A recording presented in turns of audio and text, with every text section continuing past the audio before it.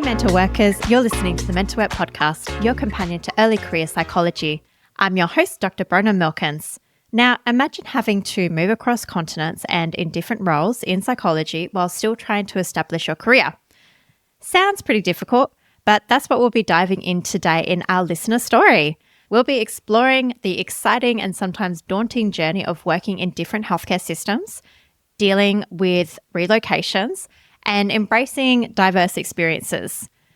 I really love listener stories. As you'll know, I always really like doing them because we get to hear kind of an on-the-ground experiences of what it's like to gain registration and what the first steps are in somebody's career.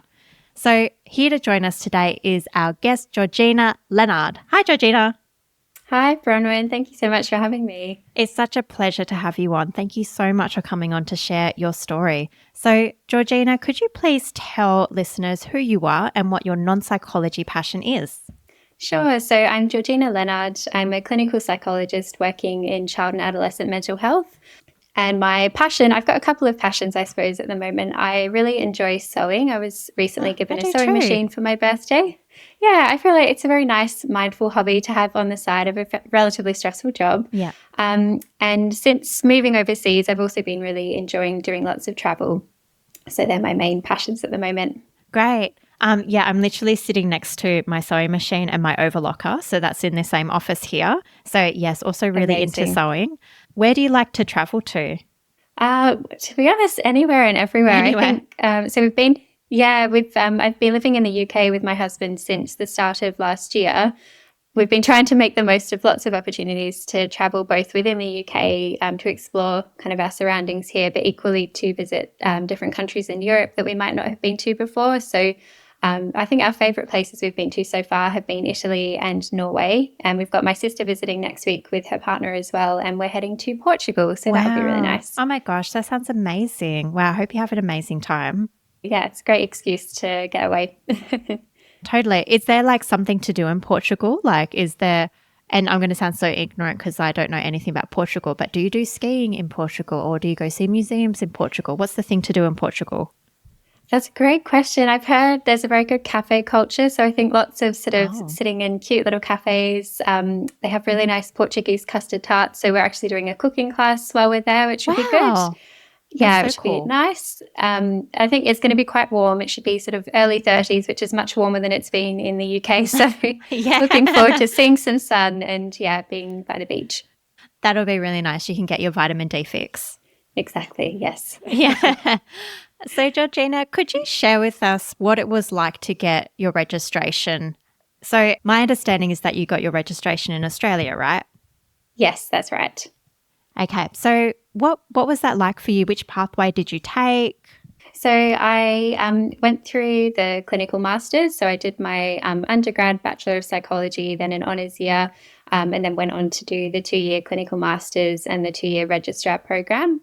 And I remember feeling very excited when I first got my registration. I think felt like sort of the end of a really long, chunk of study. I'm sure lots of people have that experience. But I remember feeling like after I finished my master's and was sort of getting ready to apply for jobs and get into the workplace, that felt like a really big jump for me. I remember feeling like I wasn't ready to sort of start working as a psychologist, and there was lots of imposter syndrome. So yeah, I was excited, but equally feeling quite nervous about the next steps. Yeah, I think that's pretty natural. It is like university is almost like a safe and secure place. You have this structure and you know people and you know your lecturers and you know what to expect.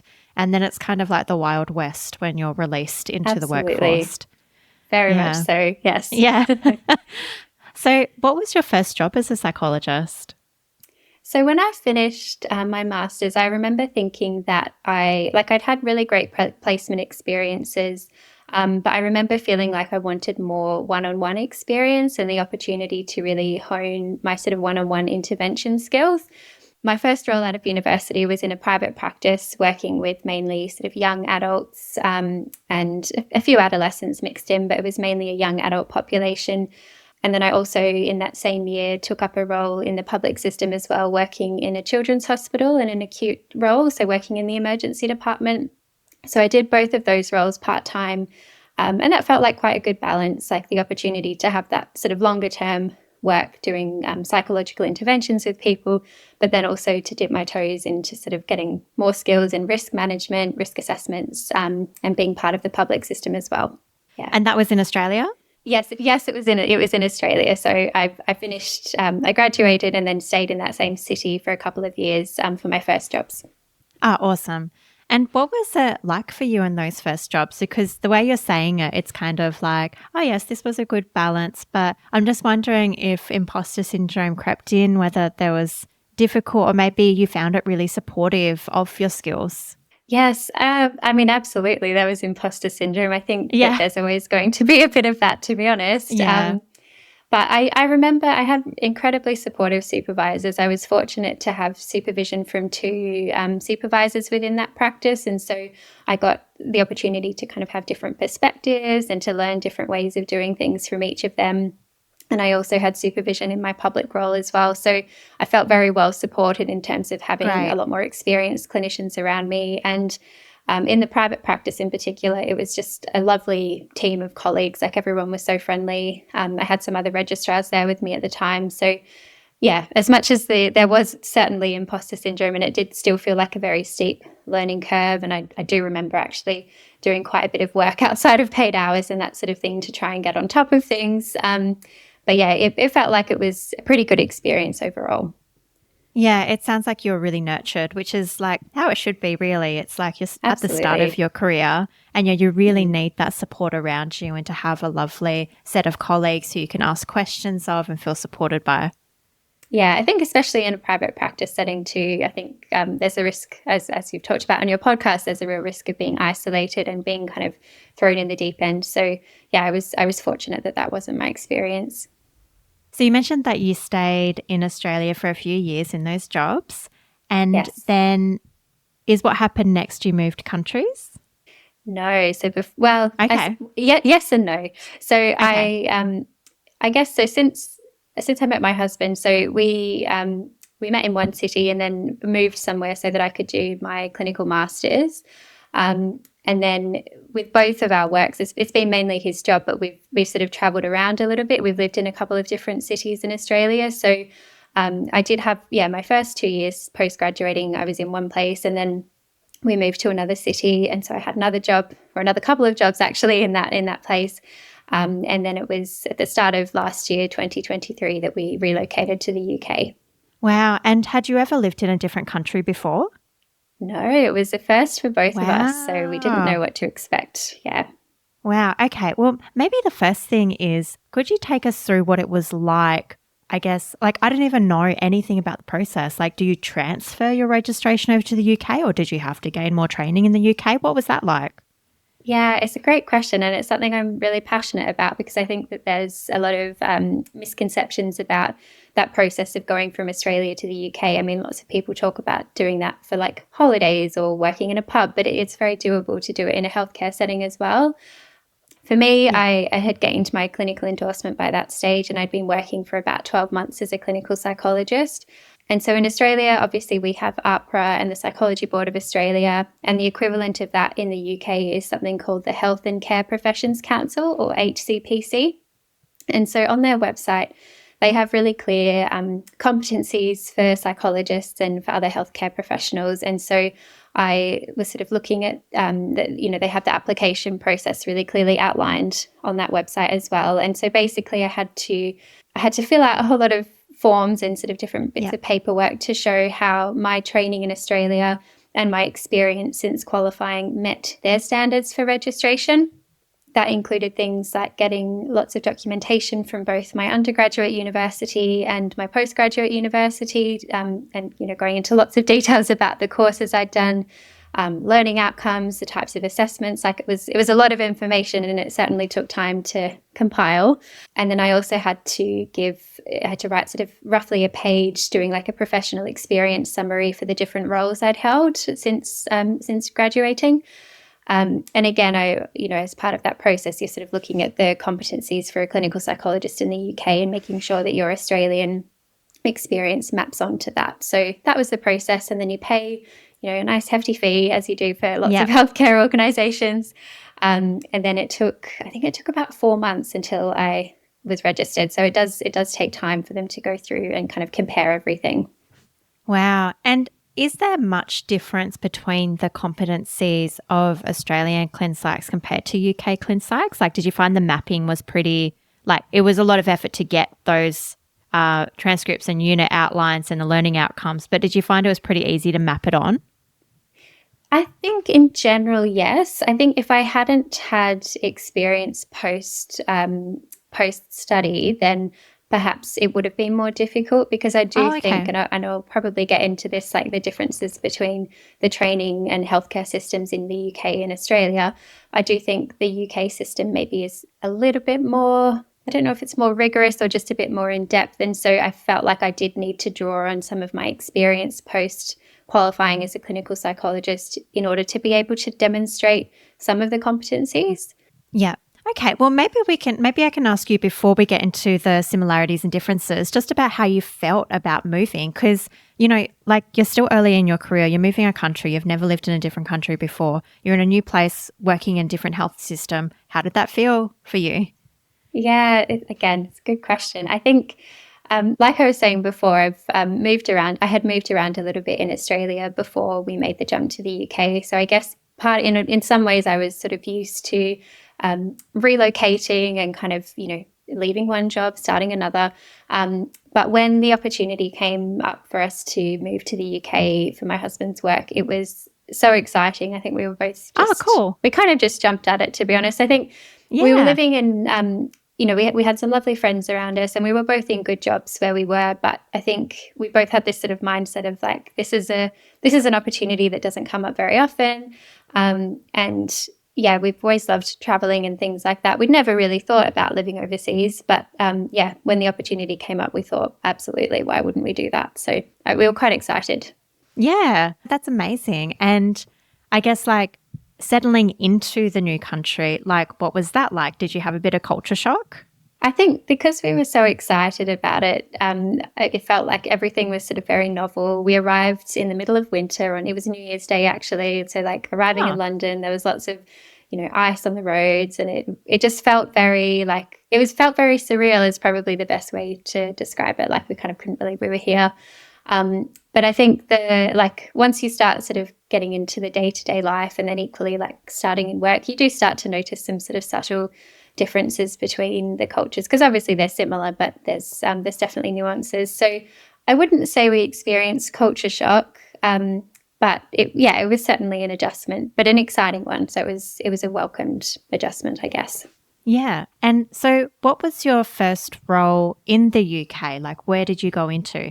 So when we arrived, we'd sort of had this plan that I would take a month or so to settle in. Like we obviously had furniture and all our belongings arriving. Yeah. We brought our cat over with us as well. So I needed to be home on cat mum duties to help her adjust. So I took a bit of time to, settle in, I guess. My husband started work fairly soon after we arrived. But then I started looking for jobs shortly after we arrived, and I knew that I really wanted to work in the NHS because I wanted to gain experience of working in an international, like a different healthcare system.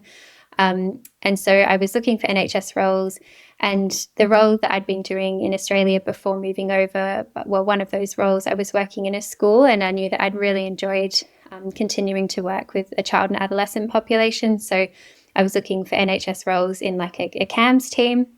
And I was lucky enough to get a role as a clinical psychologist in a CAMS team in the UK. Amazing. And what have you noticed about the differences in the healthcare system between the NHS and I guess Australia, like Medicare or just a health system in general? I know it's a big question. Yes. No, it's a question that I find it really interesting to reflect on, and it's been great to sort of talk about with some of my colleagues here to learn more about how things are run in the UK, you know, in terms of psychology. So I guess what I would say first is that I found it relatively easy to move between the systems, so going from working in Australia to the UK. But that as I've worked more, I've noticed more subtle differences. So similar, I guess, to what I was saying about the adjustment to living here. I think it's very straightforward initially, but maybe you do start to notice some more subtle differences once you're further in. But yeah, I guess generally it felt quite similar in lots of ways. Some of the main differences, so in the UK, it seems much more common for psychologists to work in the public system, so in the NHS. I think it, like, obviously private practice is still very much a thing here, but it does seem like most clinical psychologists will work in the NHS, certainly like during their training and also after their training. I think it would be quite rare for people to go straight into private practice from training, which is a bit different, I think, in Australia at the moment. Yeah, that's interesting. Yeah. Yeah.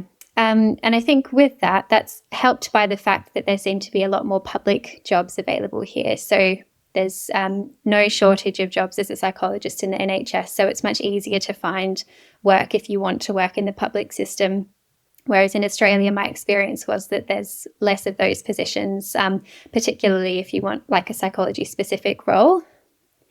Some of the other differences, I've got a bit of a list, really. It's been really interesting to sort of reflect. Sorry, you just on I guess like psychologists working in public in the NHS in the UK. Do you happen to know if the NHS might be funded more than public health here in Australia? I suspect it would be. I don't know exact like for sure, or anything, yeah. But I'd be really surprised if it wasn't, because people, like, the training courses are well funded in that, you know, trainee psychologists, which would be our equivalent of a provisional psychologist, they are paid to do their placements and they work in the NHS. And so I think there is likely more spending on the public system in the UK than Australia, but don't quote me on that. No, I won't quote you on it, but it's just, it's thinking on like public health here in Australia. My understanding is that they would like more people to work in public health here in Australia, but there's not the funding to fund those positions. So yes. there's it's almost like there's a shortage because there is the lack of funding for public health. Whereas in the UK, it seems that there seems to be more support for employing psychologists. Yes, I think so. And I think with that kind of brings me to another difference I've noticed, which is that I think psychology tends to be seen as a more separate specialist discipline in the UK public sector as well. So, tell us about that.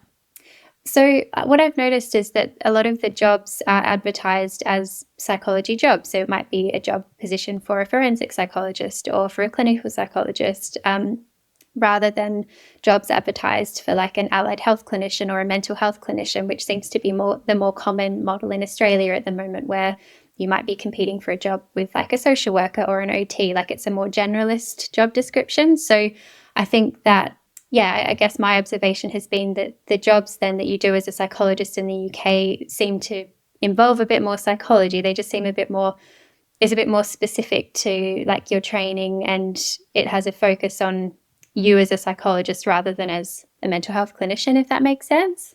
Yeah, that makes sense, because my understanding with mental health clinician roles as they're being advertised in Australia is that it can be kind of a mishmash. So you might be doing case management or consultation or supervision of other people in your team, and there might not be any direct one-on-one work.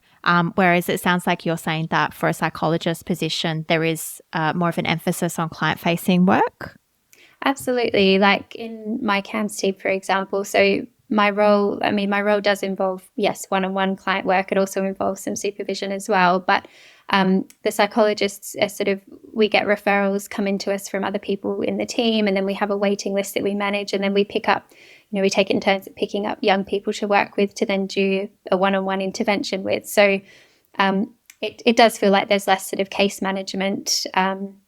You still have obviously all that kind of liaising with other professionals and multi-agency work. But yes, it does feel like I guess my identity maybe as a psychologist has been a little bit stronger in this role. I feel like I've been able to, and I'm speaking really only to working in the public space. It might be very different if I worked privately, but I do feel quite a strong sense of being a psychologist here. That's awesome.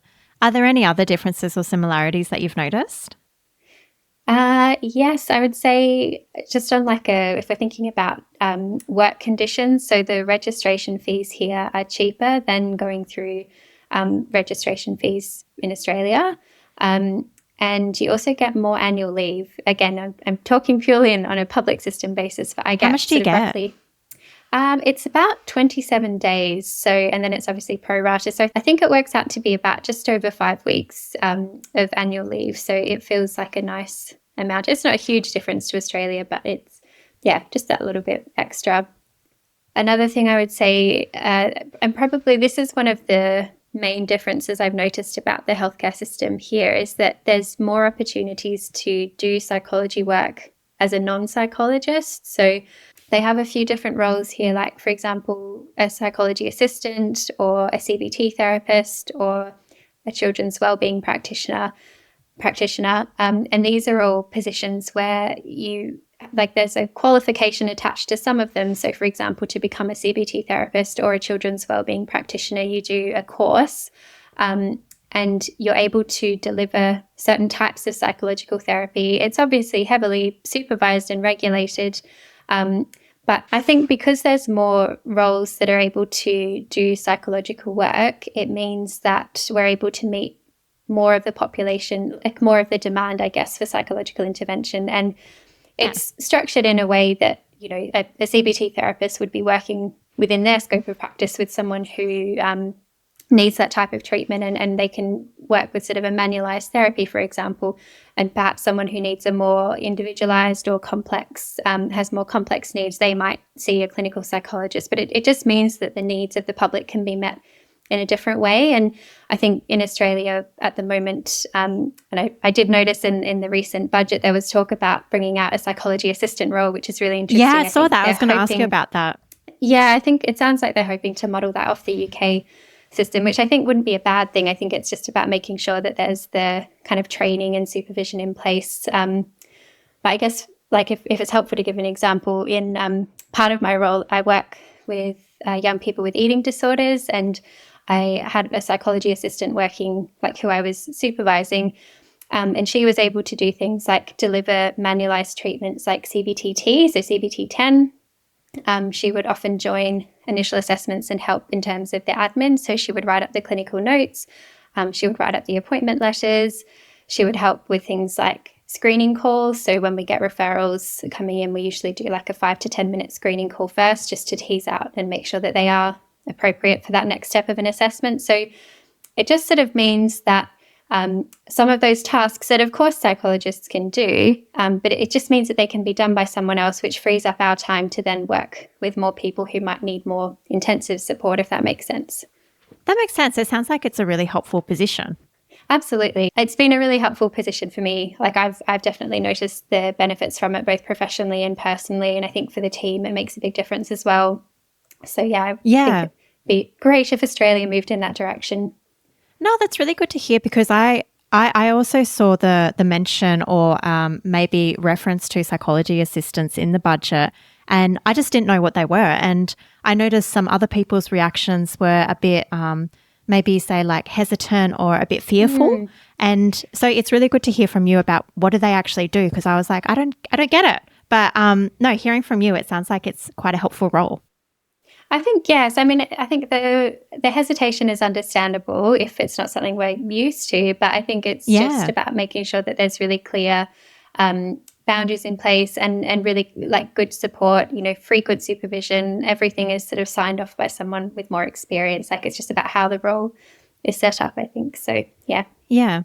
And just going back to, I guess, like the CBT therapists being able to serve more of the community, one thing that I've heard about the NHS is that the wait lists are very long. So is that true? Like, do you know if that's true? And do you think these roles help with that?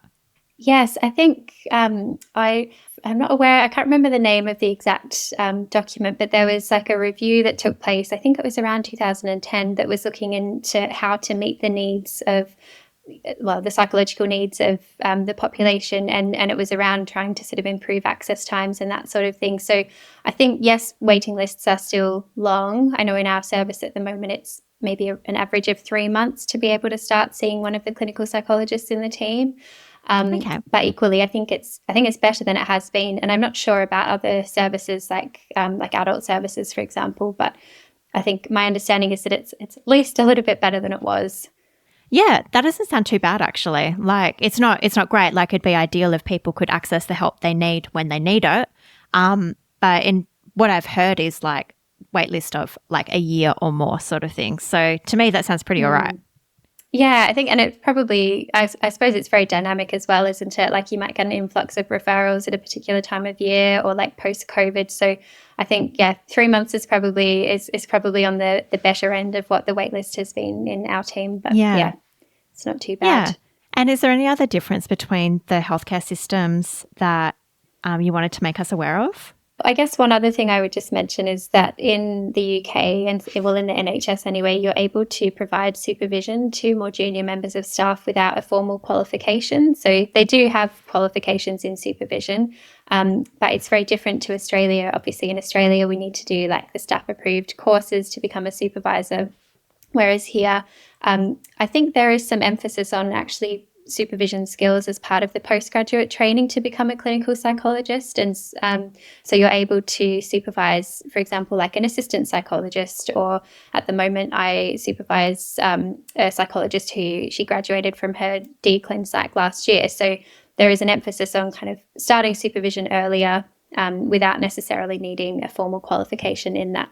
Wow, that's really interesting. From like your perspective, is that helpful to be able to learn those supervisory skills early?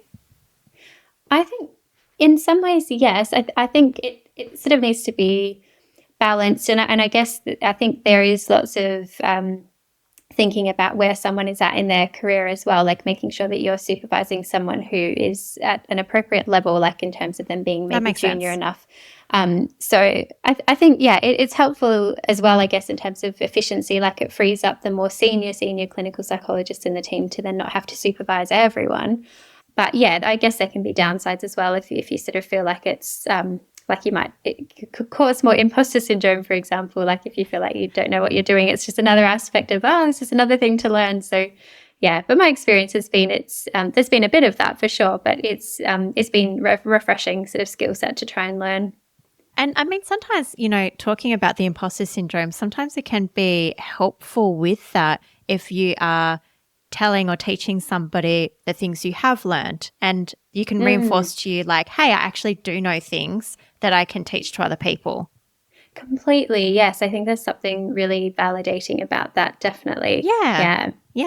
And I was just going to say, I'm really conscious as I've been saying all of this, that I've been quite heavy on sort of the things that are really great about the UK system. And I wanted to make sure that I mentioned a couple of things that I found are much better in Australia. And one of them is that the pay tends to be a bit higher in Australia. So that's a big difference I've noticed here. And the fact that we have Medicare, I think, of course, there's lots of discussion about the faults of Medicare and the limitations. And I know going from, say, 20 sessions to 10 sessions, that was really controversial. But I think in terms of accessing private psychology, my understanding is that there's not that same sort of system in the UK. I think people can pay with like private health insurance, but that there's not like a government funded program that helps people to be able to access private services. Again, probably because they're trying to funnel them into accessing the NHS public services. And like, is that a thing in the UK that people, like when they think of seeking psychology services, they do think, okay, I'll go contact the NHS? I think it's generally the first port of call because it's I guess because it's a free service, and because there's so many different teams, like, depending on where you live, it's all about sort of catchment areas. But I think generally, yes, it's the same system where people might go to their GP will refer them. And I guess it's a personal choice. If people want to access private psychology, they can. But that obviously some people won't be able to access it. So I think the NHS might be more common for people to access public services. No, that's really interesting. And just on the pay difference, sometimes pay can reflect how much you value a service. And I was just curious, like, do you feel that psychologists are valued in the UK? Very much so. And I think, again, for me, that, it's interesting. Yes, thinking, the salary is a bit lower, but I think that's reflective of most salaries in the UK. I think generally people in healthcare are paid more in Australia than in the UK. As a psychologist, I felt very valued. And I think that's also tied up in the fact that there's very clear, like I was saying before, like their psychology specific roles. You've got a very clear sort of job description that and role in the team. So I think that has helped in terms of it does feel like it's a very valued discipline. Oh, Oh, no, that's really good to hear. And yeah, just you speaking to like that job clarity, it's like, oh, that'd be nice. Yeah, it helps you to know like what it is that you're doing and exactly what skills you're bringing to the table. Yeah. And I guess I would say as well on that, like this is all just based off my own experiences. And I fully recognize that there might be other people might have had some really different experiences or they might see things differently. So take everything I'm saying with a grain of salt, but this has been my experience based off one role that I've had in the UK. Yeah, no, and it's really interesting to hear like this experience, completely recognizing that it's your experience. Somebody could have a completely different time. But I think it's really insightful for listeners to know because like I don't know anything about working in the UK. So it's great for me. So bit of a mystery. Yeah, it is. It is totally a mystery. It's like I've just heard things and it's like, but I have no idea if they're true. So it's kind of like you're giving us an insider perspective. And yeah, even if it is one perspective, it's still a great opening to that world. Okay, let's move on to training differences. I'm really interested in this. Like, what have you noticed? So I guess the similarities are, that I've noticed, the similarities are that it's quite competitive to get into postgraduate training programs. So, there's fewer positions than people who want to apply. And there's the same model of postgraduate training comes after undergraduate, more sort of theoretical training in psychology before you can go on and do that more applied clinical training. And then the differences that I've noticed. So in the UK, it feels to me a bit like the training is more standardized in the sense that it's just a single postgraduate program that people do, which is the doctorate. So that's a 3-year course that people do. Whereas obviously in Australia, we have multiple pathways. And I think there's pros and cons of both. Yeah. But it does feel a little bit like things are very sort of tightly standardized and regulated here. I was saying before that people are paid on their placements, which I think makes such a huge difference, that people are paid, while they're undertaking their placements, because it's the same sort of time expectation that we would have in our, say, clinical masters externships, like in terms of being on placement 3 to 4 days a week and then balancing that with your studies and your dissertation. But yeah, the fact that people are paid and they're employed by the NHS, I think is amazing. And yeah, me too. Because I could rant about that for ages, but I'm very pro being paid on placement. I just think it increases the accessibility of becoming a psychologist. Like exactly. if you can't afford, like if you've got kids or, you need to work to be able to support your family and your own needs, it's like the psychology pathway might be impossible for you. So yeah, that's really awesome that people are paid for their internships. Yeah, it makes such a difference.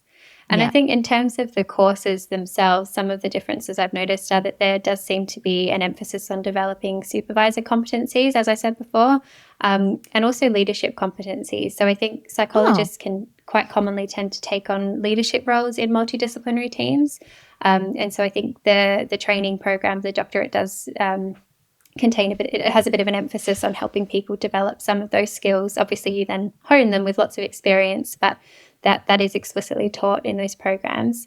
And then probably the last observation, and again, this is just based off my experience, but I think because of the fact that it's easier to get psychology experience without being a psychologist in the UK because of these roles like being an assistant psychologist or a support worker, I've sort of noticed that means that the people who get onto the training program, the doctorate, tend to have a lot more experience coming in. So they've been able to get some sort of on-the-job experience in an MDT.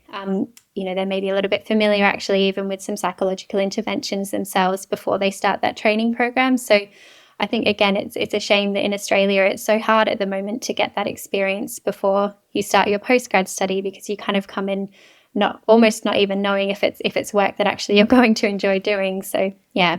Totally, absolutely. And let's move on to some of the positives and challenges that you've experienced so far in your career. What do you enjoy most about your role right now? And what have been some other positives that you've experienced?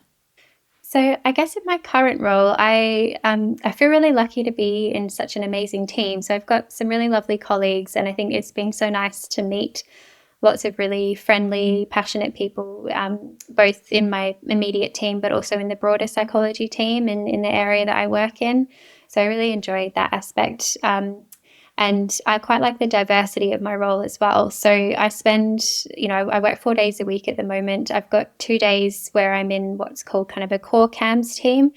So that's working with more sort of general presentations, like it might be trauma, it might be depression, anxiety disorders, OCD. And then the other 2 days of my role are based in the eating disorder side of the team. So I get a really nice sort of diversity of presentations, which I enjoy. And I also get to do, as I said before, sort of supervision as part of my role. So I enjoy getting the opportunities to work with some of my more junior colleagues. And I've also been fortunate to deliver some training in my role as well. So as well as sort of doing the psychological work one-on-one with people, I've also been able to use my skills in other ways and to sort of share my knowledge with others, which as an early career psychologist could certainly breed imposter syndrome. Yeah. But equally, it as you were saying before, like it's a really nice reminder of my skills, and it's just been a nice way to diversify the role, because I think sometimes having a really heavy clinical lean to your work can be quite tiring. So I've really enjoyed that diversity.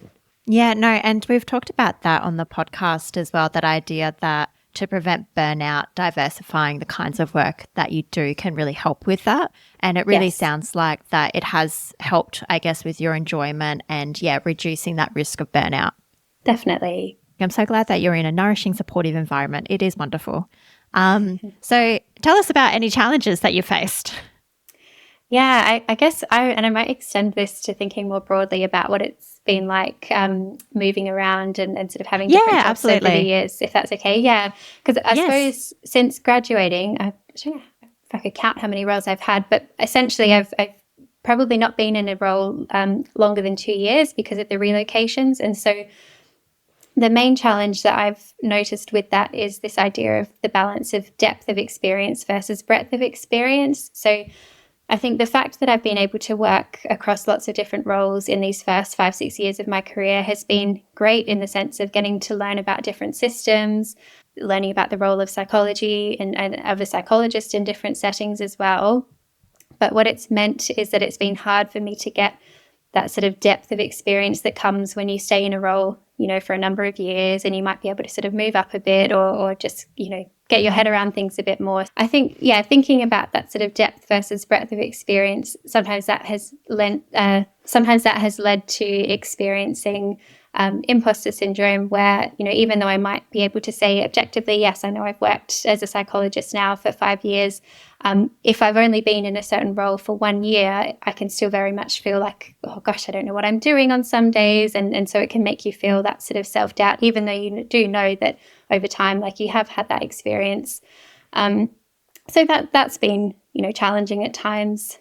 Well, I'll just say that, that's the thing about imposter syndrome. It's kind of this discrepancy between what we logically know and how we emotionally feel. So it's like logically we can be like, look, I know this stuff and I've had this experience, but we still feel like we're going to get found out at any moment that we know nothing. Exactly. Yes. Very much so. Yeah. Yeah. No, so that makes a lot of sense. And have there been any other challenges? I think sometimes I felt quite guilty, like, when leaving roles. Like, I know, again, that logically you're never forced to stay, like, you're never obliged to stay in a role, but certainly it's been hard sometimes, feeling maybe guilty for leaving clients or leaving employers that I've really enjoyed working with. Leaving jobs that I've enjoyed has been tricky. I remember, like, leaving my first job after graduating, I found that really hard. I really wasn't sure about the move, but obviously, discussed it with my husband, and it was the right thing for our circumstances. But it's always hard to leave a job that you don't feel ready to leave, that you can kind of see that there could be more growth or more opportunities to gain from it. So that's been tricky at times. Yeah, absolutely. And I guess, like, what supports have you had, or like, how do you manage the challenges and kind of keep going? Yes. Well, I guess part of it comes down to mindset. Being a psychologist, of course, we think about mindset. So I think I've, like, initially in my sort of earlier years, I saw it as a really negative thing. Like, I always saw it as sort of a limitation, the fact that I was moving around, and I worried about the impact that would have on my career. But I think over time, I've certainly come to appreciate it more as a strength and recognize that it's given me some really unique experiences and skills. And so I think it's about trying to sort of shift the mindset you have to sort of see things as an opportunity rather than a limitation. And I guess on a more practical level, it always comes back to things like routines. And, when you move somewhere new, like go out and explore and kind of see it as a bit of an adventure, find your new cafe, like try and make friends with people, try and pick up hobbies that you've enjoyed in previous places. Like it's about trying to sort of reestablish yourself somewhere new. And then for me, I think something that my husband and I have always said is that it's about making like home is kind of where you are. So home doesn't have to be a place. It can be about like who you're with. So for us, like knowing that the two of us are kind of doing this together, we've got our cat that has traveled around all these places with us too. So trying to just stay grounded and focus on yourselves as like a bit of a unit. And then obviously the support of friends and family too always makes it so much easier. Yeah, absolutely. No, I'm really glad that you have those supports around you. And the mindset is so important, hey? Makes such a difference. But it's not always easy. I probably make it sound like it's straightforward, but that's definitely not always been my experience. It's sometimes been really tricky. And I guess like maybe just turning to, what do you want listeners to know about this early stage of your career? Like if they could take away something, or maybe there's something that you wish you had known, what do you want them to know? Yeah, I think I was thinking about this question when you sent it through. And I think the main sort of messages I suppose I would hope to leave people with is that don't overthink your career. I think there's so much pressure when you're at university and doing your placements to like make sure you're getting the right experience, make sure you're getting enough hours with adults, enough hours with adolescents and children. And there's lots of people talking about what their first job's going to be outside of uni. So I think we can put a lot of pressure on ourselves to kind of carve out this career. But I guess what I've learned over time is that there's nothing wrong with getting lots of experience in different areas, and there's no rule that says that you have to have a career in one area. Don't be afraid to try new things. I think you can really gain some unique skills and experience from that. So I guess, don't overthink the career side of things, and equally that you can learn so much from working in different systems, especially internationally. And I recognize that's not going to be realistic for everyone, but it certainly is something that I would really recommend. I think I'm really grateful that I've had the opportunity to compare these two systems, and I think it's definitely helped me as a psychologist. So I think that's really awesome, and it really echoes things that I've heard from other people who have shared their listener story. Like there's a lot to be gained, I think, from embracing diversity and not trying to be so concrete in the way that your career will go. Like you say, it's like there's so much to pick up from doing things different.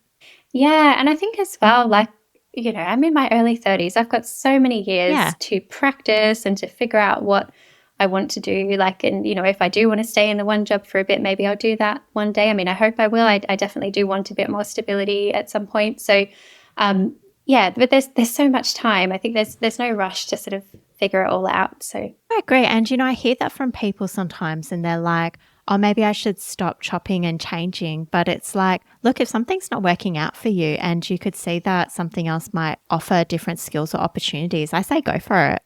Definitely. Absolutely. Yeah. And where do you see your career going in the next few years? I know we're just talking about like just go with the flow sort of thing, but like, have you got an idea of where you might go? I think for me, this current role that I'm in has really confirmed for me that I do really enjoy working with a child and youth population. So I think wherever I end up, I'd like to continue working with children and adolescents. It's also helped me realize that I do really enjoy working in that team environment too. So I think I'd like to continue in that sort of public space, or at least if it was a private space, to have that sort of robust MDT around me. I think that there's nothing like being able to sort of learn from your colleagues and to have that really supportive collegial space. And I suppose the other interests that I have for the next few years are I'd like to do my supervisor training in Australia at some point so that can be kind of formally recognised. And then I'm quite interested in teaching. So whether, it's something I've been able to do a bit of in my current role, and it's something I'd like to be able to do more of. So I don't know, I have vague ideas about how I could incorporate that into my work. But equally, I think having had this experience of working in the UK, it's led to this sort of, I feel quite passionate, I guess, about systems and like service improvement as well. So I think if there was some way, I have sort of vague ideas about what that could look like, but I think I'm quite passionate about the idea of taking some of what I've observed and learnt and seeing if that can help improve other systems or places as well. Yeah, so like systemic change and I guess creating better systems. Yes, and it's just, I think I just think that there's lots we can learn from other healthcare systems. And Georgina, is there anything that we haven't covered today that you really want listeners to know about?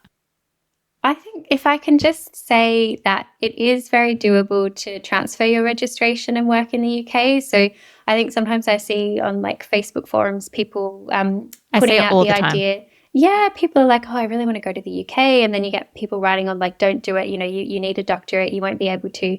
But actually, you know, it's very doable. And I know of people who have general psychology registration who have gained registration as a clinical psychologist in the UK. So it's really about how you demonstrate the equivalence of your competencies. And, you know, if you do need more training, then you do that in Australia. Or I think, I don't know if this is a current thing, but I know previously there were avenues to gain more training and experience in the UK if they felt that you didn't meet sort of criteria for all their competencies. I think that might be more a thing of the past. But yeah, it's very doable and it's a great experience. So I would encourage people to do it if they can. It's really good to hear that because, I have seen it so much. And then I've seen those same comments where people are like, don't do it. It will be hard. Like you'll have to do 5 years extra training or something. So it's really great to hear from you that it is a doable venture and there are opportunities and avenues if you do need further training. Yes, very much so. Yeah. And lastly, what do you hope that listeners will take away from our conversation today? Maybe it was that. No, I was going to say, no, I think that's probably the main thing, to be honest. And just, I think it's like keeping an open mind, isn't it? Because again, like we can put so much pressure on ourselves. And I certainly have done that and continue to do that in some aspects. So it's just about really keeping an open mind and not being afraid to try new things. No, I think that's a really good message as well because that feeling of pressure is something that I feel like I've observed more and more in early career psychologists and like I've certainly felt it myself, but I feel like there is so much pressure to have everything worked out from the start and we have to know everything from the start and you have to have 5 different acronyms of therapy under your belt straight away and it's like, you don't have to have all of that. It's all good. Yeah, exactly. There's so much time. And like our skills are also really good as well. Like, even with the imposter syndrome, I'm sure that you've had the experience of being like, I know a thing or two. 100%. And it's very, like our skills are very transferable. I think we have a really unique skill set as psychologists and that we have a lot to offer, both in the private system and the public system. So I think we should be proud of that for sure. I agree. And Georgina, if listeners want to learn more about you or get in touch, where can they find you? So I have an Instagram page that I started when I moved over here. It's the Overseas Psychologist, all one word. It is a little bit neglected at times, I'm not going to lie. It kind of fluctuates depending on how busy I am, if I'm traveling or if I'm feeling a bit stressed with work and not wanting to spend lots of time on my phone. I have a love-hate relationship with Instagram. Me too. But yeah, if people are interested or they have any questions, the best place to reach me is on that Instagram page. Wonderful. I will pop a link to that in the show notes. That would be so valuable to have a resource that people could use to help them understand better how to, work in the UK. So, Georgina, thank you again for coming on the podcast and sharing this really valuable experience with us. I know I learned a lot and I'm sure listeners did too. And it was just really interesting. And congratulations on moving to the UK and taking this leap. And it sounds like really thriving in it. Oh, thank you so much. It's been really nice to reflect with you and to share my experience. So I hope it helps some people. And listeners, if you did enjoy this episode, please do follow the podcast and give us a 5-star rating and review. It really does help other people find the podcast. And if you have a mate who might benefit from hearing this, do put it in their ears. Like maybe you've got a friend who wants to move to the UK. Give it to them. Make sure they listen to it. That's a wrap. Thank you so much for listening to Mental Work. Have a good one and catch you next time. Bye.